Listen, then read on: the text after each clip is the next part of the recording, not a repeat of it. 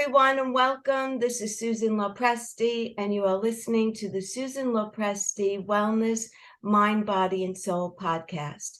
Thank you so much for listening. I so appreciate you. If this is your first time with me, again, thank you. If you've been enjoying my podcast, please let me know. Leave me a comment. And if you feel that others would benefit from listening to my podcast, please share it with them. I would love to help as many women as possible through this podcast. So thank you from the bottom of my heart for listening. And my hope is that I can add value to your day. And now, on to today's episode with my very special guest that I have with me today, Roberta Morris. And I want to tell you a little bit about Roberta. She's the founder and CEO of Roberta M, LLC, Women Transitioning Through Midlife. Roberta has created a program that's called It's My Turn. It's a custom-tailored program for women 45 plus. As she transitions through midlife, this woman often finds herself at a crossroads, addressing those wellness and lifestyle changes or challenges she is currently facing. At this juncture of life, a woman often questions what she has accomplished. Has she met her personal goals? Where does she go from here?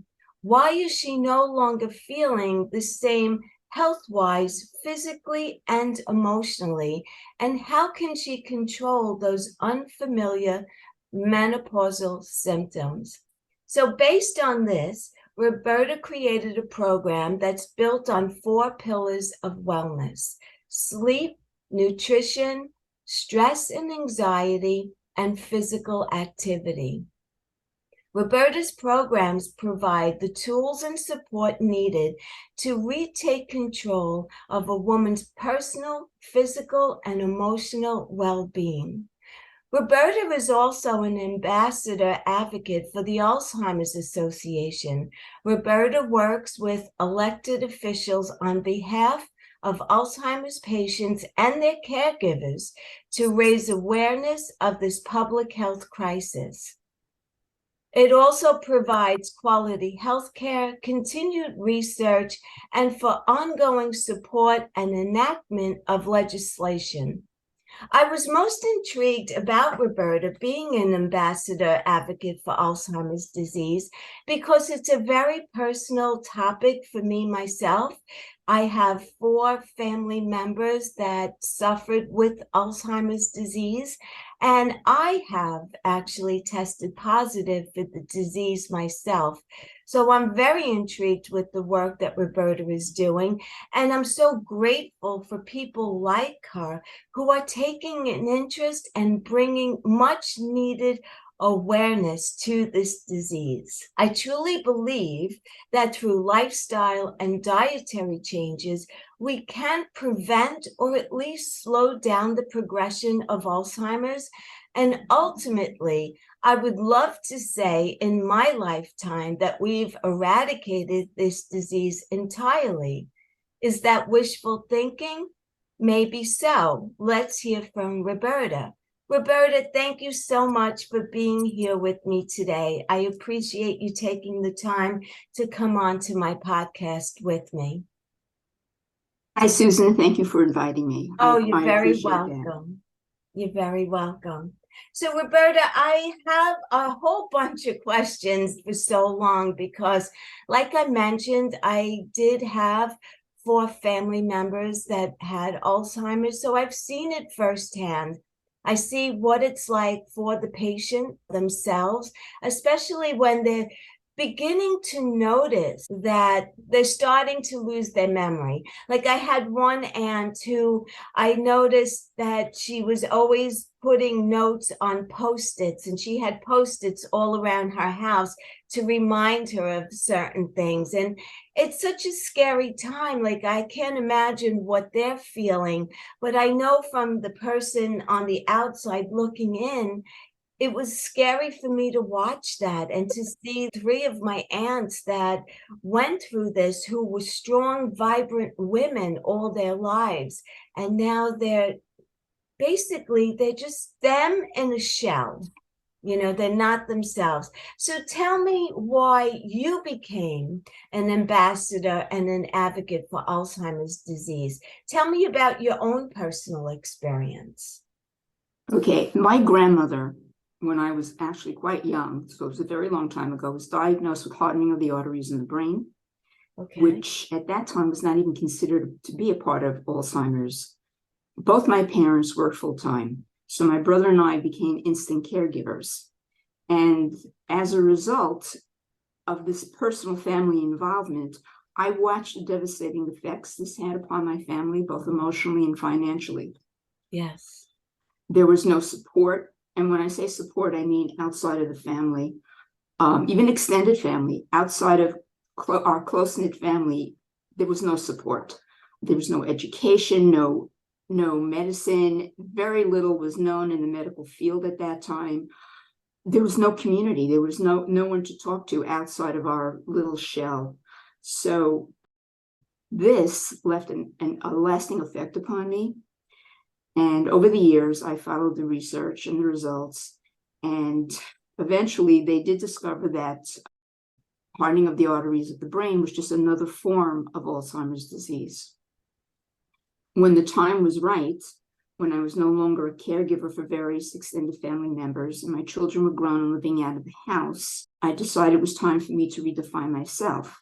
So I became that wellness coach, developing my program, and decided that it was time for me to do something with the Alzheimer's Association.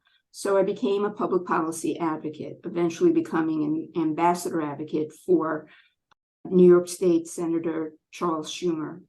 And I've also worked with other elected officials, Congresswoman Grace Meng, Congressman Thomas Suozzi, plus certain local New York State officials. Roberta, tell me, what exactly is Alzheimer's and why do some people get it and others do not? Like, I guess you carry the gene for it, but not everyone carries the gene. Not everyone carries the gene. No. And having the gene does not necessarily mean that you'll develop Alzheimer's. Okay. And not having the gene doesn't necessarily mean that you won't develop Alzheimer's. So there's a lot to be learned, a lot that we need to understand. We still don't understand everything about it. But Alzheimer's essentially is a brain disorder that only gets worse over time. It's thought that it's caused by an abnormal buildup of proteins, specifically amyloid and tau, and the deposits of these proteins form plaque in and around the brain. Mm-hmm. And that causes the brain to shrink and brain cells to eventually die. Alzheimer's disease is the most common cause of dementia. It's a gradual decline in memory, thinking, behavior, and social skills. And it does affect a person's ability to function. The majority of people who have Alzheimer's are 65 and older, but there are cases of younger onset, also known as early onset Alzheimer's. But at any rate, it's still not fully understood what goes on with Alzheimer's disease. There are several factors that are known to increase the risk of developing, but it's not a guarantee that you'll actually get it. As I already said, the genetic factor doesn't mean that you'll get it. You can be diagnosed and told that you have the disease or you have the gene and you have the propensity for developing, but it doesn't necessarily mean that you will. There are other factors that are taken into consideration. Your health, lifestyle factors. Lifestyle plays a bigger role than we originally thought.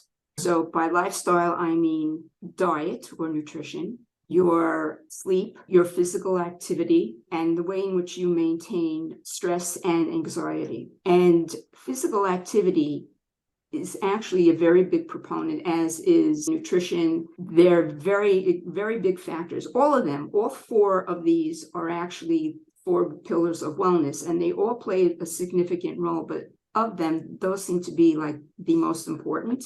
Right. And engaging your brain, becoming socially active, teaching yourself new activities, using the left side, the right side, all the different sides of your brain, just to keep it going. By that, I mean socializing with people, joining organizations, reading, doing crossword puzzles, taking on new activities, things that you've never done before. Continue education, volunteer, learn how to, like I do. I like to create jewelry by using beads. I have done that before. I'm taking it up again. There are a lot of different things. You can go back to school, challenge yourself. I'm thinking that these activities are almost like exercise for your brain. So, Yes. so it's important to move our bodies, right? That's a big proponent of it. And doing these challenging things, new things that we've never tried before, we're activating maybe parts of our brain that we've never used before. Let's say if I'm not artistically inclined and I decide that I want to take a watercolor class, it's actually like you're exercising your brain more or less, right? Or building the muscle. Well, you're keeping your brain active. Right, right. I get that. Is it true that more women get Alzheimer's than men? Because I hear Yes. that a lot. And why is that?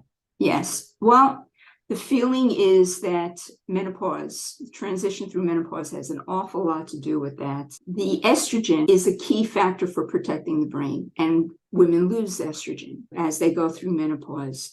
So there's that factor. There's the factor that women tend to develop more inflammatory diseases than men, and they're currently looking at the development of, as I mentioned before, the different plaques, specifically amyloid, because it's thought that plaque buildup occurs during that particular time because women are starting to develop inflammatory diseases, and that helps. The amyloid helps to fight off these inflammatory diseases. So we're getting a very big buildup of the amyloid, and it's causing the dementia as a result, or it's causing the Alzheimer's as a result. But these are things that are being looked into. But right now, we do know that transitioning through menopause is a very big factor. 2/3 of every Alzheimer's patient is a woman, and there have to be other factors. We cannot say that it's the age, because we don't live that much longer.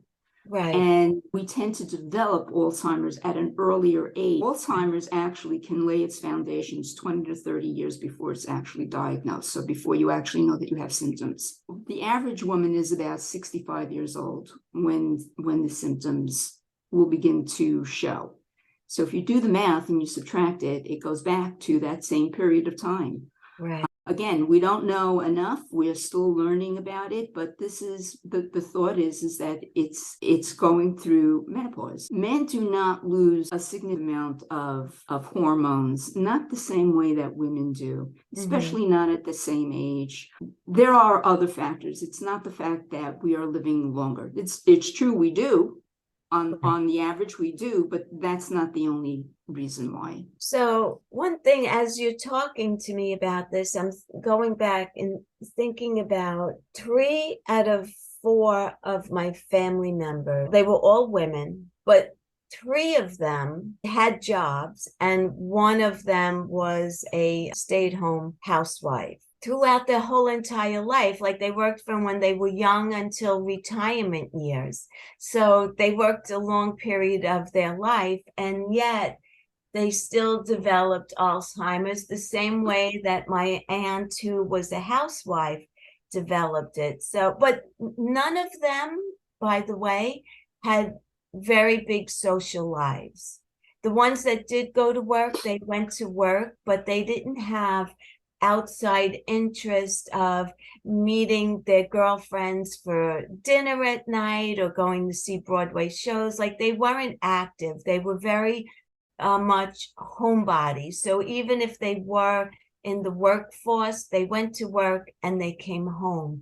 And I really think that we were a very small, close-knit family. And I really think that actually worked against them in a way, because they didn't have many outside interests other than having to go to work, because they weren't careers, they were just jobs for them. You know what I mean? So I don't think that their work defined them or gave them a sense of purpose. It was about getting a paycheck. So I honestly believe, like, my mom is 88 years old, and she's very, very social. She's a social butterfly, and she does a lot. And she's really still with it, at this point. And so, and one of the aunts that I'm referring to was one of her sisters, and the others were on my dad's side of the family. So there's a lot to think about. Let's talk about treatments that are out there. What's new? What's working? And are there new drugs that look promising, but just new on the horizon?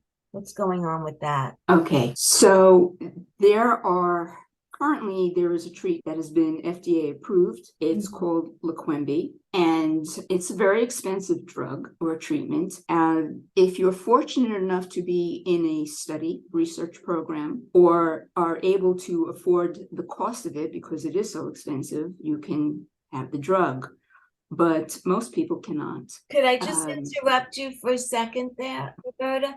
So if you have medical insurance, it's not being covered under medical, or it's a big copay? Okay, so yes, what the problem is that CMS, which is the Center for Medicare and Medicaid Services, has at this time refused to pay for it. So that means that the vast majority of people cannot benefit by the treatment. Oh. And the purpose of this treatment is to slow down the progress of Alzheimer's disease. Right. So it gives the person, the patient, more time to remain cognizant, to be able to socialize, to have interaction with their family, to understand what's going on, and they can help make decisions about their personal lives. Without the drug or the treatment, they just progress that much quicker. The treatment has slowed down the progress significantly.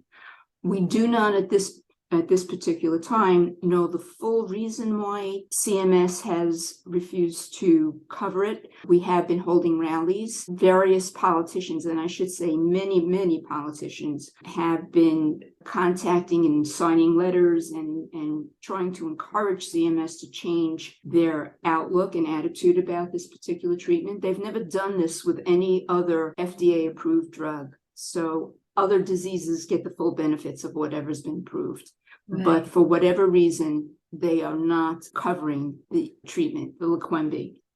Now, as far as what's coming on down the pike, recently, Eli Lilly put in for FDA approval on their drug, donanemab. It probably will be approved. I believe they already put in the paperwork, but I'm not absolutely sure about that. Again, we don't know that CMS will approve that or approve payment for that treatment, but we're hoping that they will. We don't understand. This is a disease that affects everybody. There are very few people who are not either personally affected, have family members, or have friends who have been affected. Most people know somebody, right, or personally affected. So we don't really understand why they're not paying for this. Yeah. We're hoping that in July, when they review this treatment again, they will change their minds, but we don't know yet. We won't know. It's kind of looking a little promising, but we still don't know. It's so disheartening to think that there's something that can help people out there,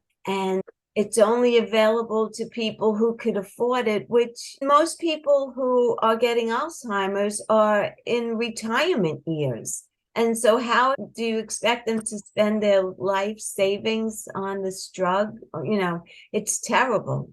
I really hope that they're able to make that change. Is there anything that can be done? Can you write a letter? Can you get involved in some way to advocate for this drug being paid for? I'm sure there are ways. I mean, you could start even by writing a letter to the editor, voicing your opinion, trying to encourage CMS to okay or approve payments for these treatments. You can contact your various elected officials, encouraging them to continue the fight for these treatments. Many are out there doing their best to try and encourage, but it's good to know that their constituents want this, that it's important to them, because it causes them to fight even more. And for those who have not really been out there fighting, they see that it isn't so important to their constituents, that perhaps they'll change their minds and start acting on it as well. Right. You can become a volunteer. We're always looking for volunteers for support. So- There are many different ways that you can become a volunteer. It's not just what I do as an advocate for public policy, but there are other things. I'm currently becoming a community educator for the Alzheimer's Association Healthy Living or Healthy Lifestyle program. You can do things like that. There are a lot of different things that can be done. More people that get involved and start pushing back and saying that these drugs should be paid for. Okay. Let's go on. I want Okay. to ask you about preventing Alzheimer's by eating whole foods and eliminating or reducing processed foods. It's very important to maintain a healthy diet. So, and it's already been shown that just about the healthiest one out there is the Mediterranean diet, because it includes the concentration is on produce. So vegetables, fruits, things like that, nuts, grains, things of that nature. They do have dairy products. They'll have, certain cheeses and what have you. They do have some chicken, a lot of fish, very, very little meat, beef. Right. If you maintain a healthy diet, and when I say that, I'm talking right now about fruits and vegetables. If you incorporate what they call the rainbow, you're getting the most value, because you're getting the most nutrients, supplements, and you're getting the fiber, you're getting every healthy aspect of fruits and vegetables. Right. But they're extremely important. Just to go back a little bit, because women are more susceptible to Alzheimer's, and the foundation does usually start 20 to 30 years prior. So, and assuming that it's happening during your transition, and you're going through many other different factors, not just the foundation of any inflammatory disease, but you're also controlling, your hot flushes and your night sweats and your brain fog and all these different things. So in order to control a lot of these things, if you maintain a healthy diet, and you will have an easier time transitioning. Will it prevent Alzheimer's? The thought right now is that it can, or it may actually, but it will help control. It can help slow down the process. That is the current thought of a proper nutrition. Right. Equally as important is physical activity. Now, physical activity, most people will think of as exercise, which is extremely important. But not everyone is into exercise. Doing other physical things like gardening, those are different form. That's a different form of physical activity. Yeah. So you need to get your body going. You can't sit all day. There's an expression out there now that sitting is the new smoking. Yes. Yeah. So it's doing to your health what smoking has done to your health, but in different ways. So it's important to get up and to just move around. I recently purchased this, I don't even know what it's called. It's this little thing that you can, like a stair stepper sort of. Yeah. And so that you're not sitting all the time, you could do something like that. Or I know my daughter just bought one the other day, actually. Okay, so you know basically what I'm talking about. Yes. You shouldn't just sit. Right. And again, sleep is very important. They say I have never been a person who sleeps 8 hours a day. I've never been that person, but they say that most people should get at least 8 to 10 hours of sleep at night. Me, I'm lucky if I get 4 to 6 hours, but that's me. That's just the way I've always been my entire life. Right. But that's the thought of that. And very important is maintaining stress. Stress is a very key factor in Alzheimer's because your brain is not functioning the way that it should be. So a good way to maintain stress is to journal, to meditate. If you are a walker, which is very good physical activity, and you just appreciate your surroundings and what's going on around you in your environment, that's another way of controlling your stress. There are a lot of people who like to color. I mean, they have these adult coloring books now. That's a good way to maintain stress. Yes. And then we get to the social activities. You want to stimulate your brain as much as possible. You want to have as much to do with people as possible. You don't want to be lonely because loneliness just brings on more stress, and that's stressing your brain and the shrinkage, and it just spirals from there. While diet is extremely important, and I'm a very big believer in that, you need to have a well-balanced life or a lifestyle. So you mentioned that sitting is equivalent to smoking these days, right? Which brought me back again to my aunts. And the ones that are on my dad's side, all three of them smoked.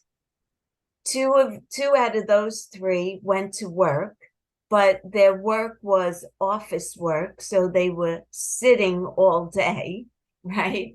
They were sitting and probably smoking at their desk, because back then you could smoke anywhere. It's not like it is today. So they had that against them as well. Plus, again, back to my dad's side of the family, they only socialized with their family, with their sisters. They didn't have a network of friends. So all of these factors were really against them from the get-go. And back then, there was no research for what you're talking about today. I don't think 20 years ago or 25 years ago, when they were developing Alzheimer's, that this information was even out there. So there's so much more that we know today than we did back then. So they really didn't stand a chance, because they, like I said, they smoked and they sat. They were office people. They sat at a desk for 8 hours a day, and there was no socialization. So they really, there was a lot against them back then, I guess. So, well, it's not, family is very good. It's part of community, it's part of who you are, and it's an extremely important thing. But I don't know what your aunts did. It doesn't, there are so many other factors to include. So they didn't do much, I could tell you that. So they probably were deficient in other areas. Yeah, you're right. We did not know enough those years prior about diet and about women and why they're a larger majority of the Alzheimer's patients. We're learning, and we still have a long way to go. We still have a lot more left to learn. And there's an awful lot of research going on now. Right, yeah. So in closing, is there anything that you would like to share with the audience? And especially, how can we find you? If anyone has questions, how can they reach out to you? And or if they wanted to get involved with helping you in your organization and everything that you're doing, what's the best way for them to get involved? So the best way to get involved is if you're interested in becoming a volunteer, and I'll send you the link. It's for the Alzheimer's Association. You wouldn't necessarily be involved with me because it depends on where you live. But there are a lot of very good advocates out there, and you would be working under different supervisors or what have you that are part of the Alzheimer's Association. They work for the association. I report back directly to certain people, but we do need more volunteers. It's always important to have volunteers because we need to have certain things accomplished. With public advocacy, public policy advocacy, we try to raise money for research, and we try to have certain acts enacted or put through. That's the purpose of going down to DC to advocate. Mhm. Although this time was not just for that, it was also for the rally to have Biden and the CMS reconsider their stance on making treatments available. But we need people. We need people. We get a lot accomplished with more voices, and we need people to talk on behalf of the people who cannot talk for themselves. So the person with dementia, Alzheimer's. Yes. So it's important to have volunteers. Okay. Is there anything in closing, anything else that you? No, I kind of believe I covered everything that is important for women specifically to understand. Right. Alzheimer's is not just for the woman, but men who do develop Alzheimer's tend to be older, and not if there aren't as many numbers. But you're losing your ability to communicate and to understand and recognize your environment, especially. It's hard. It's hard. It's hard to watch that happen to another person. Yes. And God knows, obviously, what that person is feeling and thinking.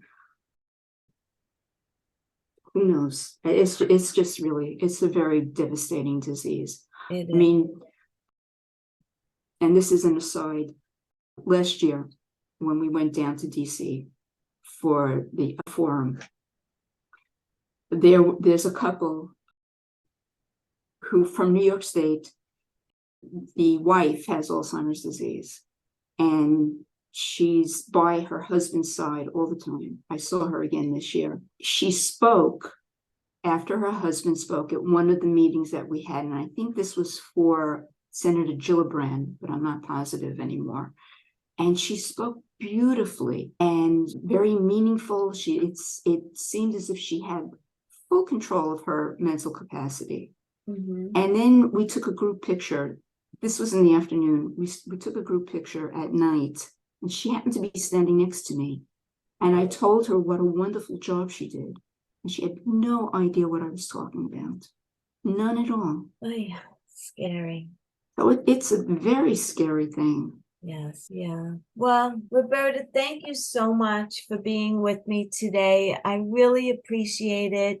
I especially want my audience to know about this disease. I want them to be aware of it. I'm sure a lot of them are, but I think it's important to talk about it, and also not only to talk about it, but to get involved, especially when you were telling me about those drugs that are out there now that have positive effects and they're not being covered by medical insurance. And that is so disturbing to me. So I hope that my audience listens to this episode and also decides to get involved in whichever way that they feel comfortable getting involved.